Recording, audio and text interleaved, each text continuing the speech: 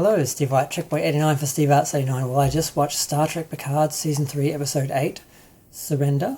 I think that's the name. I'm unsure because I did not watch it on Paramount Plus, although I'm paying for Paramount Plus. They didn't feel the need to give it to fans before Easter, and I'm not watching it on Easter Day, even though I don't actually have any Easter events to go to because I don't have a family that cares about me and wants to invite me to anything.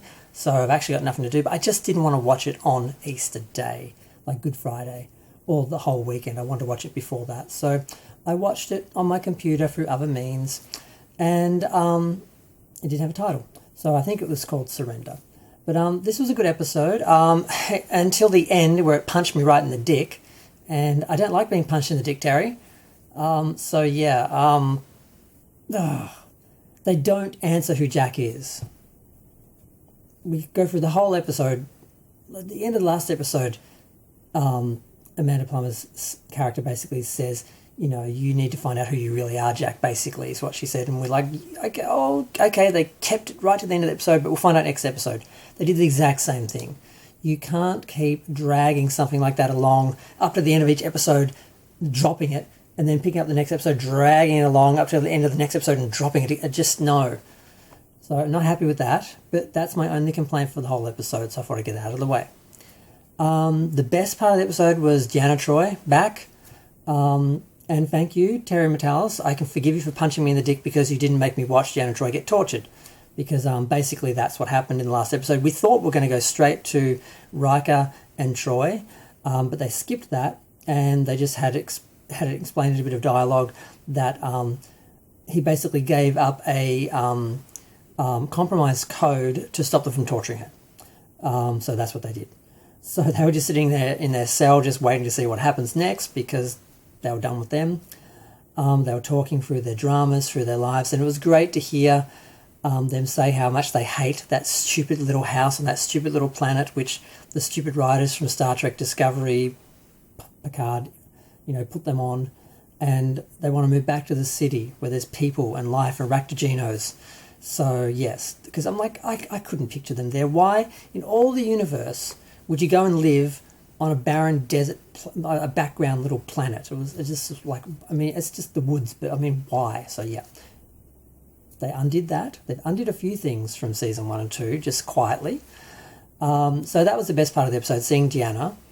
Now, so far as the whole situation, Vadic, of course, had the ship, and she was like, I'm going to execute someone every 10 minutes until you come up and play, Jack. And Jack didn't want to come up and play, so she killed the first person. She messed with the little alien girl. I can't remember what she was, a little cute one. And little vulnerable little thing. We thought she was going to die, poor thing, but no.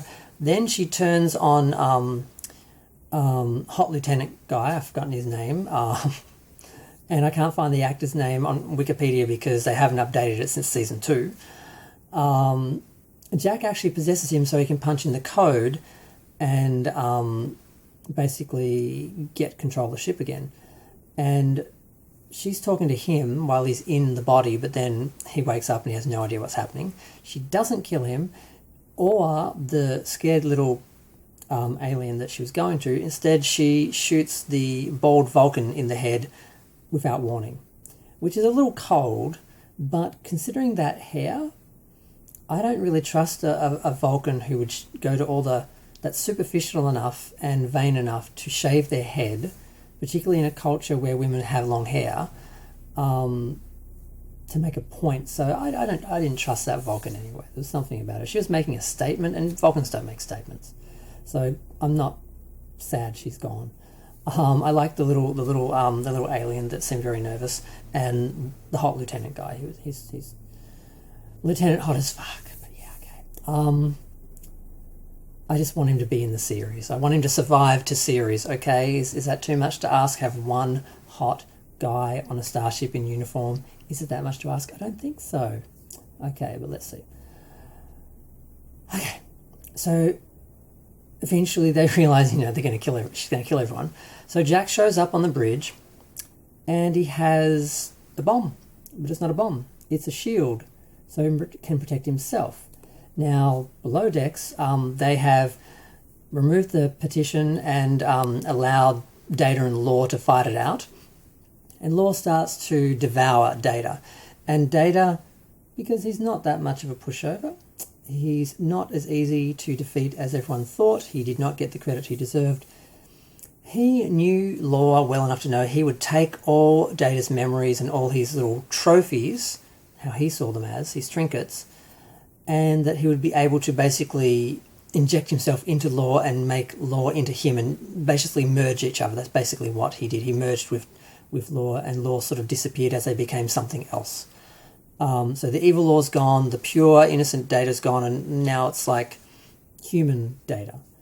And he basically restores the ship, and, well, he just simply had to, comply when Seven said, "Get off my bridge," to Vadic, and he opened up the airlock and blew Vadic out into space, where she tumbled along until she smashed into the Shrike and shattered into 1,000 little pieces. Now, could they put it back together again? I don't know. I would disintegrate all the individual pieces if I were them. But she's gone. She's done. Good. Sick of her.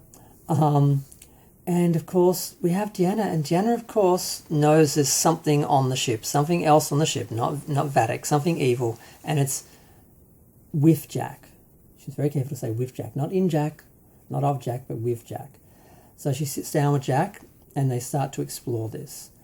And, of course, like I said, they drag it out. Basically, they're sitting down, they're going up to the door. She's saying, "We have to open this door, we'll go through together." Hand reaches out, turns the door, goes to black. Credits. I'm like, are you kidding me? Seriously? Another one? Another episode? We've got to wait to see what he is. They've dragged it out too long. I'm not waiting to the end of the series, another 2 episodes, to find out why they want him and what he is. So, not impressed there. But I already went through that. I managed to complain about that twice. I'm skilled, what can I say?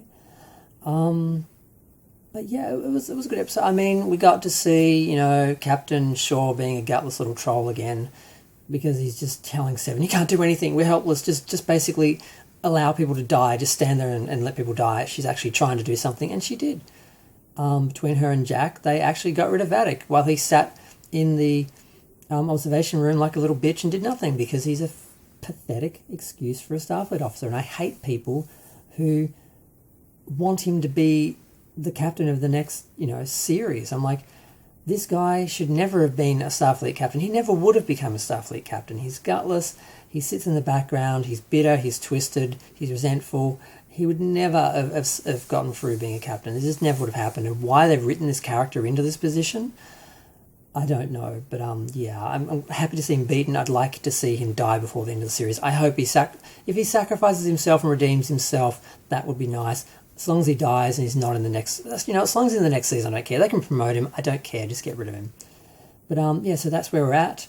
Data is back. He is another version of Data.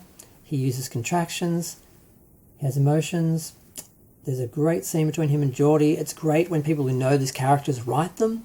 The scenes between Deanna and Riker are amazing. The conversations.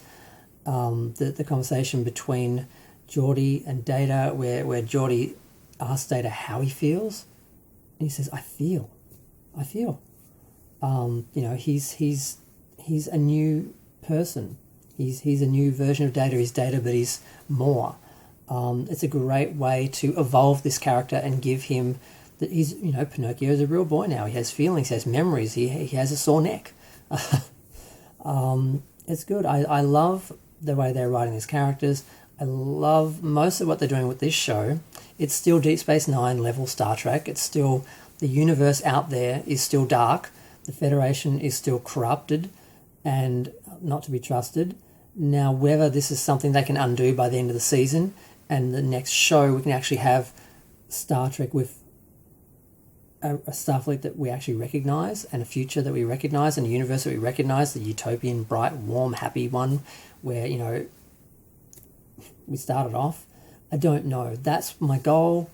I'm not sure that's their goal. I think they'd be happy with Deep Space Nine Trek. I think they think Star Trek is just us today, but with starships, which is not Star Trek. Star Trek's more than that. So I'm not sure if they're going to get there.